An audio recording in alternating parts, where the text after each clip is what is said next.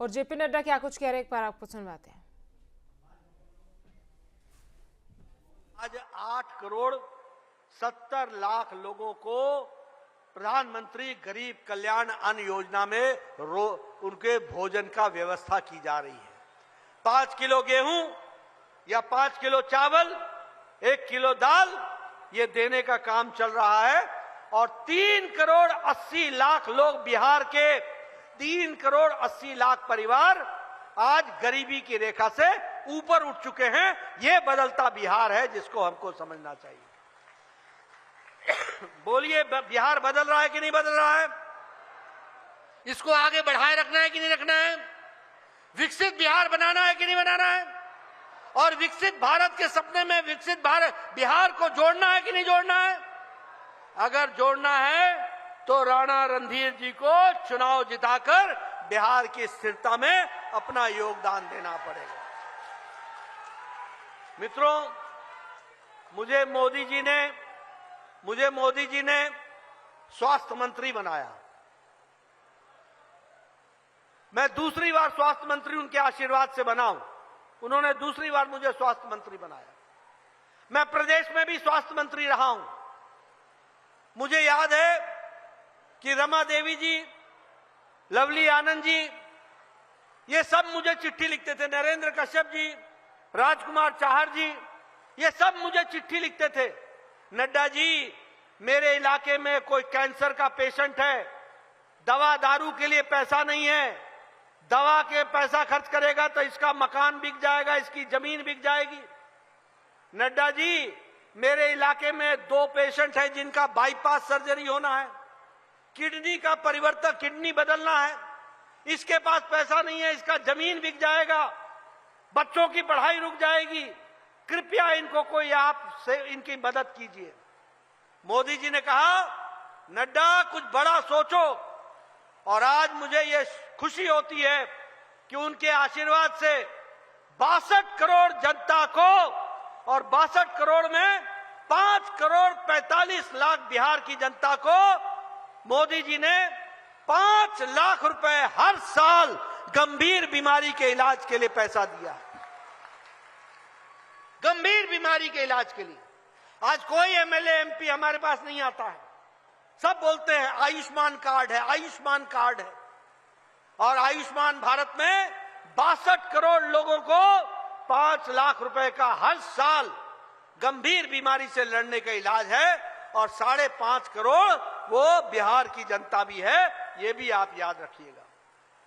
हमको याद है बचपन में, मेरा बचपन बिहार में ही गुजरा है। हमारी बहनें घैला लेकर के और दूर दूर पोखर में जाकर के पानी भरती थी। ये भरती थी कि नहीं भरती थी? मैं ठीक बोल रहा हूं कि गलत बोल रहा हूं?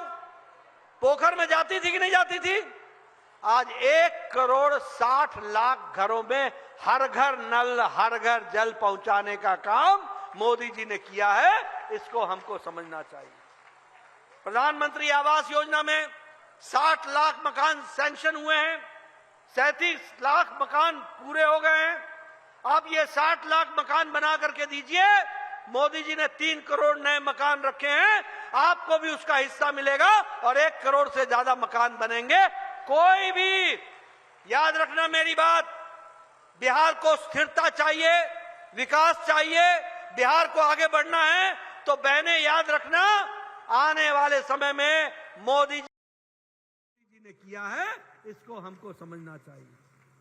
प्रधानमंत्री आवास योजना में 60 लाख मकान सैंक्शन हुए हैं, 37 लाख मकान पूरे हो गए हैं। अब ये 60 लाख मकान बना करके दीजिए। मोदी जी ने 3 करोड़ नए मकान रखे हैं, आपको भी उसका हिस्सा मिलेगा और 1 करोड़ से ज्यादा मकान बनेंगे। कोई भी, याद रखना मेरी बात, बिहार को स्थिरता चाहिए, विकास चाहिए, बिहार को आगे बढ़ना है तो बहनें याद रखना, आने वाले समय में मोदी जी के राज में और नीतीश कुमार के मेहनत से कोई भी अब कच्चे छत के नीचे नहीं सोएगा, पक्के छत के नीचे सोएगा। ये व्यवस्था की जाएगी। मित्रों, मैंने पहले कहा 1 करोड़ युवाओं को नौकरी देंगे, रोजगार के अवसर बनाएंगे, स्वरोजगार के लिए उनको जोड़ेंगे। हमारी माताएं बैठी हैं, याद रखें हमारी बहनें, उनको मैं बड़े स्पष्ट शब्दों में बोलना चाहता हूं, 1 करोड़ बहनों को हम लखपति दीदी बनाएंगे और घर को संपन्न बनाने का काम करेंगे। उसी तरीके से किसान सम्मान निधि, जिसमें साल का 6,000 मिलता है, अब कर्पूरी ठाकुर किसान सम्मान निधि में आपको 9,000 रुपए मिलेगा और किसानों को जोड़ा जाएगा। इसलिए फ्री राशन, 125 यूनिट बिजली फ्री, 5 लाख रुपए का इलाज की व्यवस्था, 50 लाख पक्का मकान और लगभग सोशल सिक्योरिटी में सबको जोड़ने का काम हम करेंगे। जहां तक राणा रणधीर सिंह जी का सवाल है, हम जानते हैं इनका राजनीतिक अनुभव बहुत लंबा है, 3 बार के विधायक हैं और इसके साथ साथ इन्होंने फेनहारा प्रखंड भवन 30 करोड़ रुपए की लागत से बना करके जनता को समर्पित किया है। इन्होंने फेनहारा थाना भवन यह 6 करोड़ की लागत से बना करके दिया है और देवकुलिया में जो हेल्थ सेंटर बनाया है उसमें 26 करोड़ रुपए की लागत से इन्होंने बना करके आपको दिया है। ITI का कॉलेज मधुबन में 30 करोड़ की लागत से बना करके दिया है, 14 पुल निर्माण किए हैं और कृष्णानगर फेनहारा रोड ये 26 करोड़ रुपए की लागत से इसको अभी कंस्ट्रक्शन किया है। ये तो अभी मित्रों ये राणा रणधीर जी का ट्रेलर है, फिल्म देखना बाकी है, अगले बार की तैयारी करें। बोलो एक तरफा जिताओगे कि नहीं जिताओगे? बहनें बताइए, एक तरफा जिताएंगे कि नहीं जिताएंगे? राणा रणधीर सिंह को विधानसभा भेजेंगे कि नहीं भेजेंगे? मैंने आपके सामने बिहार के उजाले तस्वीर की बात आपको समझाई, आपको बताई। अब मैं आपको बिहार का अंधकार बताना चाहता हूं, क्योंकि जब तक गुंडा नहीं आपके समझ में आएगा और गुंडा राज और जंगल राज नहीं समझ में आएगा, तब तक आपको सुशासन समझ में नहीं आएगा। आप बताइए, लालू राज जंगल राज था कि नहीं था? जोर से बोलो, जंगल राज था कि नहीं था? आप बताइए, आरजेडी का मतलब क्या होता है? आरजेडी का मतलब होता है, आर का मतलब रंगदारी, ज का मतलब जंगल राज और द का मतलब होता है दादागिरी। ये आरजेडी रंगदारी, जंगल राज और दादागिरी है और अभी भी इनकी दादागिरी नहीं गई है।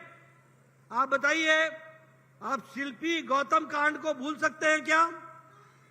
जरा बताओ, शिल्पी गौतम कांड को भूल सकते हो क्या? साधु यादव का और उनके लोगों का हस्तक्षेप था कि नहीं था? और जो अभियुक्त थे उनको छुड़ाया गया था कि नहीं छुड़ाया गया था? ये जंगल राज का नमूना है। आईएएस की बीवी विश्वास की बीवी, उसके साथ दुष्कर्म हुआ था कि नहीं हुआ था? बलात्कार हुआ था कि नहीं हुआ था? उसकी मां के साथ बलात्कार हुआ था कि नहीं हुआ था? उसकी बहन के साथ बलात्कार हुआ था कि नहीं हुआ था? बलात्कार करने वाले आरजेडी के नेता थे कि नहीं थे? जरा जोर से बोलो, थे कि नहीं थे? पुलिस ने उनको बचाया कि नहीं बचाया? ये जंगल राज का नमूना था कि नहीं था? बताओ, ये जंगल राज का नमूना था कि नहीं था? चंदा बाबू के 3 बेटों को एसिड में डाल करके मार दिया गया, ये जंगल राज का नमूना था कि नहीं था? शहाबुद्दीन का खौफ था कि नहीं था? और शहाबुद्दीन को लालू ने एमपी बनाया था कि नहीं बनाया था? जंगल राज का नमूना था कि नहीं था? आप बताइए, बिहार का सबसे भ्रष्ट परिवार लालू परिवार है कि नहीं है? है कि नहीं है? जरा जोर से बोलो, अरे भैया बताओ, है कि नहीं है? चारा घोटाला किया कि नहीं किया? 36 साल के लिए जेल हुई है कि नहीं है? लालू जी सजा याफ्ता है कि नहीं है? राबड़ी देवी बेल पर है कि नहीं है? आप बताओ, तेजस्वी यादव बेल पर है कि नहीं है? आप बताओ, मीसा यादव जेल पर है कि नहीं है? ये सब की जिंदगी जेल और बेल के बीच में गुजरने वाली है। जेल और बेल के बीच में। बोलो ऐसे लोगों को आगे आने दोगे क्या? ऐसे लोगों की राजनीति में जरूरत है क्या? और लालू जी को बिहार के किसी से कोई मतलब नहीं है। यादव का भी मतलब सिर्फ मीसा यादव, तेजस्वी यादव, वही यादव, बाकी कोई नहीं। राबड़ी जी अपने परिवार से बाहर उनको भी कोई यादव नहीं दिखता, ये भी ध्यान में रख लेना। उसकी भी चिंता हम ही करते हैं, उनकी भी चिंता हम ही करते हैं। और देखो गठजोड़ किसके साथ है? राहुल गांधी के साथ। ये राहुल गांधी मोदी जी का विरोध करते करते ये देश का विरोध करने लग गया है, देश का। आप बताओ, सर्जिकल स्ट्राइक पर इसने प्रश्न खड़े किए थे कि नहीं किए थे? बोलो ना जोर से, किए थे कि नहीं किए थे? सेना का अपमान किया था कि नहीं किया था? एयर स्ट्राइक पर इन्होंने प्रश्न खड़े किए कि नहीं किए? ऑपरेशन सिंदूर पर इन्होंने सवाल उठाए थे कि नहीं उठाए थे? ऑपरेशन सिंदूर के बारे में प्रश्न खड़े किए कि नहीं किए? सेना का अपमान किया कि नहीं किया? जब भी राहुल गांधी विदेश में जाते हैं तो भारत देश के बारे में गलत बोलते हैं कि नहीं बोलते हैं? देश का अपमान करते हैं कि नहीं करते हैं? और ये तेजस्वी मूक दर्शक बनता है कि नहीं बनता है? ये गठबंधन नहीं है, ये लठबंधन है और ठगबंधन है। ये ठगने के लिए बैठे हुए हैं। बोलो ऐसे लोगों को आगे आने दोगे क्या? आने दोगे क्या?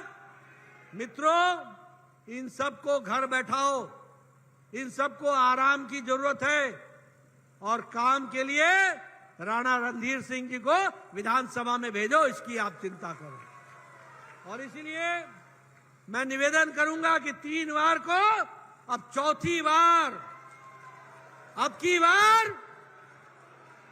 बार चौथी बार, अब की बार इनको बहुत मार्जिन से आप जिता के भेजिए। बहुत बहुत धन्यवाद। जय भारत, जय बिहार।